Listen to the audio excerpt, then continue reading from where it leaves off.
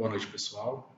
Eu me chamo Bruno Azevedo, sou componente do grupo 2, conforme sorteado em sala de aula, e nós iremos falar sobre a história do direito civil no mundo e no Brasil.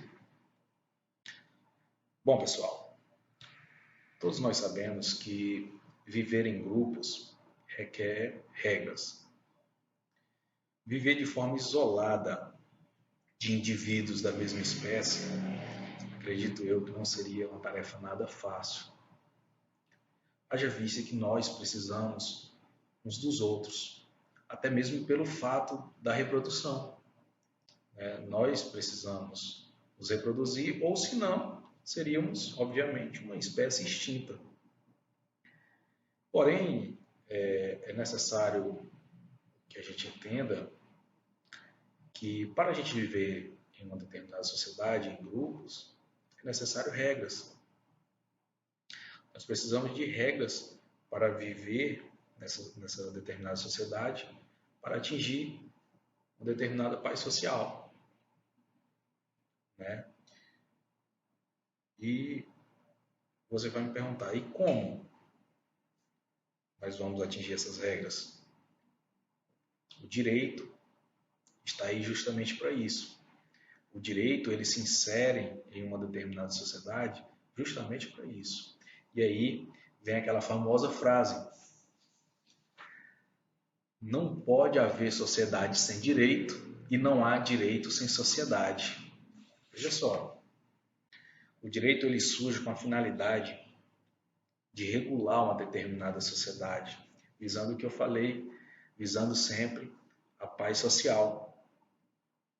Mas aí você vai me perguntar, se o direito ele regula uma determinada sociedade, então como funciona essa regulamentação? Hans Kelsen, em sua doutrina, ele nos responde essa pergunta de forma bem clara e objetiva. Kelsen vem nos dizer que o direito é uma ordem normativa da conduta humana, ou seja, é um conjunto de normas que regulam o comportamento humano. Vejam só como Kelsen ele é bem claro nessa afirmação que ele faz sobre o que é o direito e como funciona. Nós sabemos também, pessoal, que a sociedade ela evolui. As pessoas mudam, os comportamentos mudam. E se as pessoas mudam, os comportamentos mudam, as formas de conflitos e de resolver os conflitos também deverão mudar. E com isso, o direito também tem que evoluir juntamente com a sociedade. E no tocante a isso, é que surgem várias áreas do direito. E uma delas, em especial, é o direito civil, ou direito privado, como uns costumam chamar. O direito civil é de suma importância para cada um de nós, para mim, para você, para todos nós. Miguel Reale, o grande jurista brasileiro, ele vem nos dizer que em um país existem duas leis fundamentais. A primeira delas é a Constituição. Todos nós sabemos a importância de uma Constituição num país democrático. E a segunda delas é o Código Civil. E a Reale disse que a segunda lei mais importante de um país é o Código Civil. Ele vem nos dizer que o Código Civil é a constituição do homem comum. Veja só o que Miguel Reale nos traz nessa definição sobre o direito civil. Ele diz que o Código Civil é a constituição do homem comum. É o que rege a minha relação e a sua, a relação que tenho, familiares, enfim, tudo o que engloba a minha e a sua relação, a nossa relação. Vejam só, enquanto o direito ele regula a sociedade, o direito, segundo Hans Kelsen, é um conjunto de normas que regulam uma sociedade. Enquanto o direito ele regula a sociedade, o direito civil uma área do direito, ele vem regular a nossa vida nessa sociedade. Vejam só a importância do direito civil para cada um de nós. Oi, gente, boa noite. Eu me chamo Laila e vou comentar um pouco com vocês sobre o conceito, de direito civil, de uma forma geral. Como, pegando um gancho na fala anterior do nosso colega, o Bruno, em que ele diz que uma sociedade deve ser regida por normas, para que se tenha um bom convívio em sociedade, o direito civil nada mais é do que isso, são as regras que regem a conduta do indivíduo no dia a dia, tanto no âmbito moral quanto no âmbito patrimonial, digamos assim. Essas normas, essas regras, elas estão asseguradas dentro das leis do nosso Código de Direito Civil brasileiro.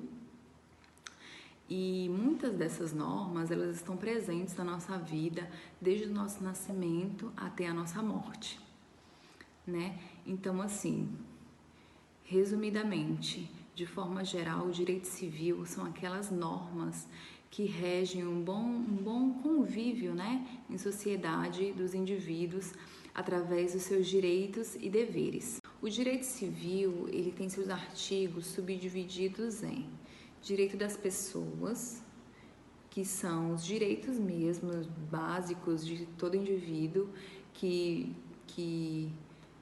vão ser referentes aos seus atos em relação à sua vida civil.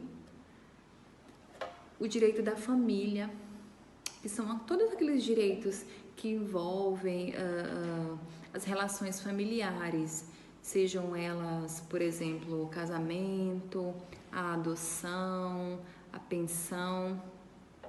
Os direitos de sucessões, que são os direitos jurídicos do indivíduo, após a sua morte, que seria o direito à herança. O direito das coisas, que são os direitos à propriedade, por exemplo. O direito das empresas, que se referem ao comércio e seus deveres, bem como os deveres do indivíduo como empresário. Quando os romanos chegaram ao Brasil, eles não trouxeram só vestes, cultura e língua, eles trouxeram também o direito. Direito esse que tinha embasamento romano. Já sabemos que a principal fonte do direito era o costume, A comunidade ia adotando certas práticas que, de maneira repetida, se tornavam hábitos, até serem reconhecidas no sentido jurídico e servirem de base na decisão dos magistrados. Depois de alguns séculos, muitos costumes já tinham sido abandonados ou modificados. Novos costumes vinham surgindo de acordo com que a população aumentava e se transformou numa bagunça que ninguém conseguia identificar o que era direito. O rei, sabendo disso, mandava seus especialistas analisarem os costumes, ainda que praticados, para que eles pudessem, de alguma forma, compilar um novo código, entre aspas. E assim se deu o Código de Urnamur, o Código de Hammurabi, o famoso Código Justiniano, o Código das 12 Tábuas e etc. Em Portugal não era diferente, mas eles tinham embasamento nas ordenações afonsinas, que se deu a partir de 1446. Dom Afonso V era um monarca que reinava por pura convenção. Ele ainda era menor de idade, tinha pouca participação na sua posição. A ordenação afonsina era dividida em 5 livros. Abrangia desde a estrutura judiciária, administrativa, a situação dos clérigos, o privilégio dos nobres, direito civil, penal, processual. Mas ainda assim, eles estavam longe de ser considerados uma legislação, como posso dizer, completa. Esse era o direito vigente quando Portugal invadiu o Brasil. Podemos então, por assim dizer, que este foi o primeiro sistema jurídico do nosso Brasil colônia. Me chamo Elan Giovanni, faço parte do grupo que vai falar sobre o histórico do direito civil no mundo e no Brasil, mais especificamente sobre o histórico do Código Civil brasileiro, não todo em si. O Código Civil brasileiro era ditado na época colonial pelo rei brasileiro. Na época do Império, vigorou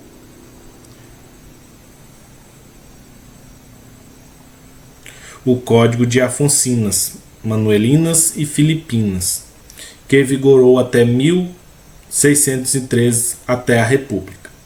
Contudo, em meados do século XIX, se observou a necessidade de editar o próprio Código Civil brasileiro, que abrangesse a nossa realidade. Em 1855, foi-se contratado Teixeira de Freitas, que elaborou o esboço chamado de Consolidação das Leis Civis, que contava com cerca de 5.000 artigos. No entanto, esse projeto precisava passar por uma comissão para avaliar seus artigos e sua legalidade. Então, essa comissão não aprovou o esboço de Teixeira de Freitas, ficando-se sem código nesse momento, utilizando-se os códigos anteriores. Em 1889, durante a proclamação da República, foi-se chamado Clóvis Bevilacqua para elaborar o mesmo.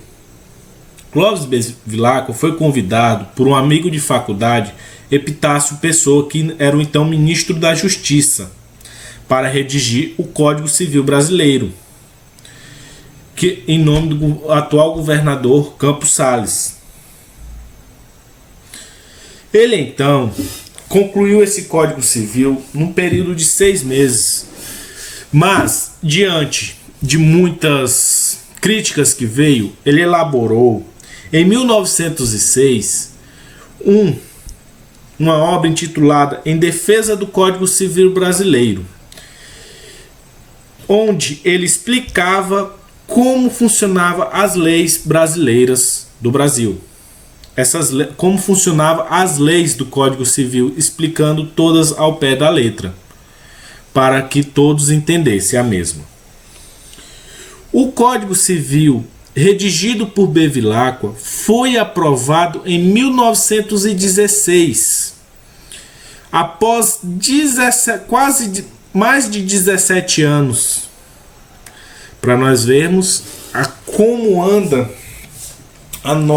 como era a burocracia da época e a brigas política entre todos. O meu trabalho foi falar sobre essas partes. Agradeço a todos. A consolidação das leis civis, ela contava com cerca de 5.000 artigos. No entanto, esse projeto ele precisava passar por uma comissão que analisasse a sua legalidade e os seus artigos, e esse esboço ele não foi aprovado.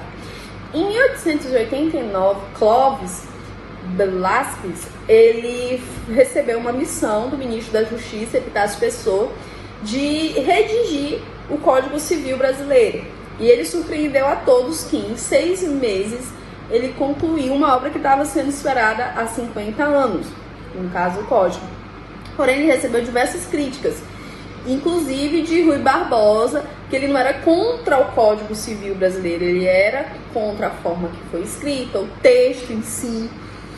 Então, para ele, em sua defesa, Clóvis ele escreveu uma obra intitulada Em Defesa do Código Civil Brasileiro e foi defendê-la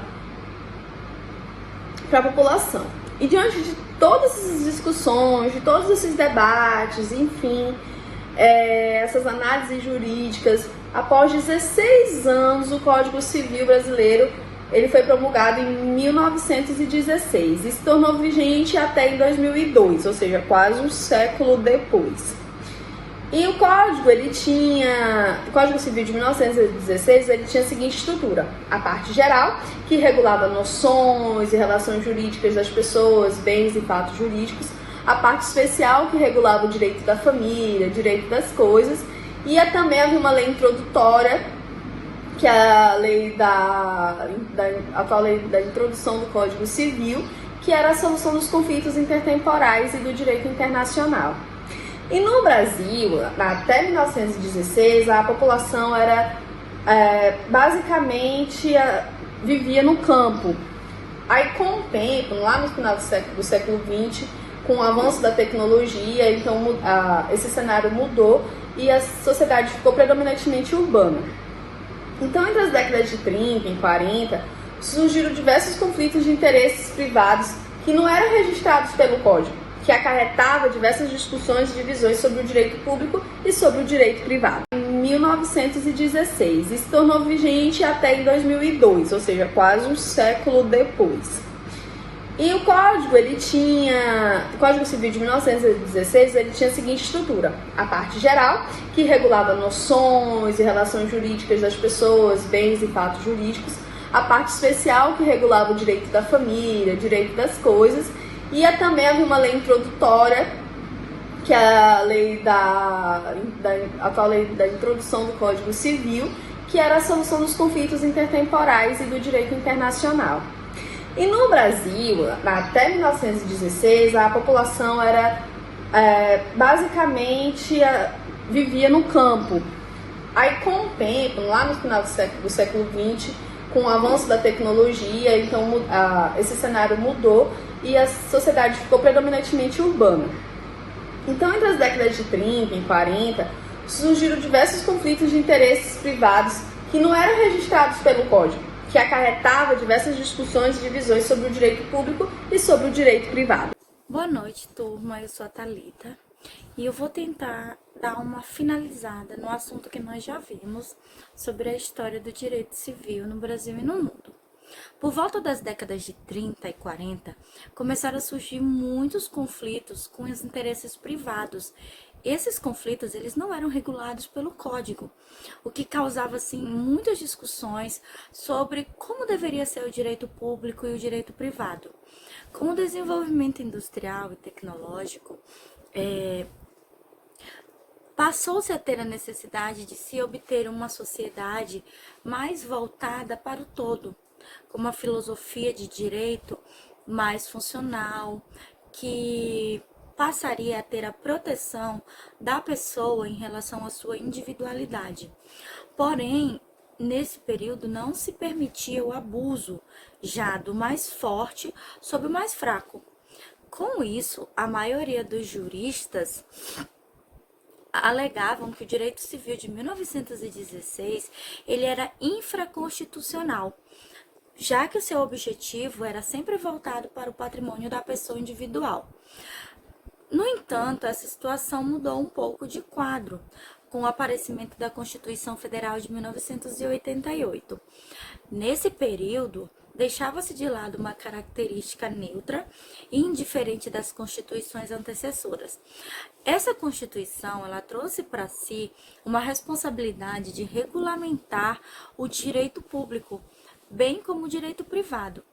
Então, a partir do governo federal dessa época, houve uma reformulação do Código Civil brasileiro, que descreve lá em Miguel Reale que em 1969, um grande renomado jurista brasileiro do direito, que foi ele, ficou encarregado de fazer tais alterações. Alterações essas de grande importância para que o Código Civil de hoje tivesse lado a lado com os princípios constitucionais. Já em 1975, essas mudanças elas se transformaram no projeto de lei de número 634 e em 1984 ela passou a ser um projeto de lei 634B. O anteprojeto do Código Civil de 2002, ele foi publicado em 1979 em 1972. Nesse código, dava-se oportunidade para que as principais corporações jurídicas do país se manifestassem sobre o tema, né, visando ter uma análise mais completa e mais diversa dos debates e dos artigos, para que, através desse debate, se buscassem atender às necessidades, às aspirações reais da sociedade brasileira. Já em 2001, o novo projeto foi levado para votação. Em janeiro de 2002, essa lei foi sancionada. No Código Antigo, a parte especial mencionava como um direito da família e da propriedade, né? E terminava já com suas obrigações, contratos e direitos de sucessões de estrutura do novo Código. Então, ele era organizado da seguinte maneira: após a parte geral, vinha a parte especial, e o primeiro livro desse código dizia respeito ao direito das obrigações. Depois vinha os direitos das empresas e, por fim, o livro dos direitos das coisas, que era das famílias e das sucessões. Esse novo código, que foi inspirado no antigo código de 1916, trazia uma preocupação em mostrar com uma linguagem clara, uma norma simples e um caráter menos individualista, onde os interesses coletivos fossem priorizados. De acordo com Reale, é preciso dizer que o trabalho do projeto do Código Civil, ele utilizou como principal critério preservar as disposições do Código de 1916, respeitando um patrimônio de pesquisa, de estudos, de um universo de vários juristas. Então, dessa maneira, o novo Código Civil de 2002, ele reflete a preocupação com a atual sociedade. Como a gente pode observar nos serviços e trabalhos essenciais, não há mais os direitos individuais absolutos e estabelecidos por princípios éticos e sociais. Não pode mais ser considerado sem limites a função do próprio direito. Reconhece-se que deve ser de exercício um benefício da pessoa, mas sempre tendo em mente que precisa se respeitar os fins éticos sociais da comunidade ao qual uma pessoa está inserida. E assim encerramos a apresentação do nosso trabalho. Espero que tenham gostado e que tenha ficado um pouco mais esclarecido a história do direito no Brasil e no mundo.